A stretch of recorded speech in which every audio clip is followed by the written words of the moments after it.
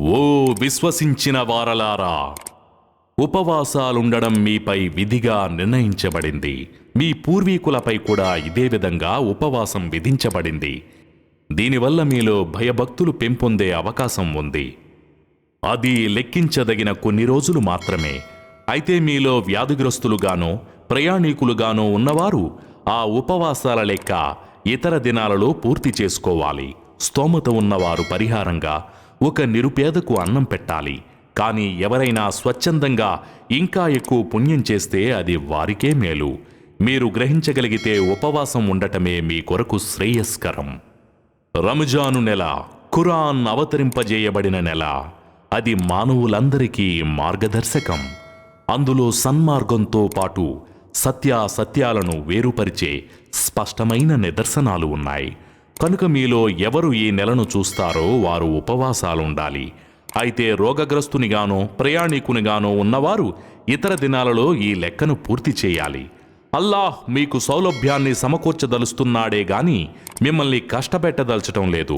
మీరు నిర్ణీత సంఖ్యను పూర్తి చేసుకోవాలన్నది తాను అనుగ్రహించిన సన్మార్గ భాగ్యానికి ప్రతిగా ఆయన గొప్పతనాన్ని కీర్తించి తగు రీతిలో మీరు ఆయనకు కృతజ్ఞతలు తెలుపుకోవాలన్నది అల్లాహ్ అభిలాష.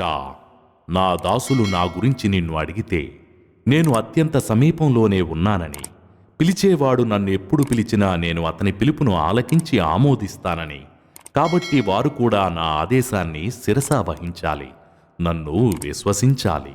ఈ విషయం నీవు వారికి తెలియజేయి.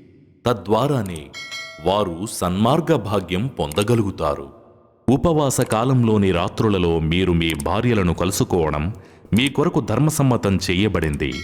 వారు మీకు దుస్తులు, మీరు వారికి దుస్తులు. మీరు రహస్యంగా ఆత్మద్రోహానికి పాల్పడుతున్నారనే సంగతి అల్లాహ్కు తెలుసు. అయినప్పటికీ ఆయన క్షమాగుణంతో మీ వైపుకు మరలి మీ తప్పును మన్నించాడు.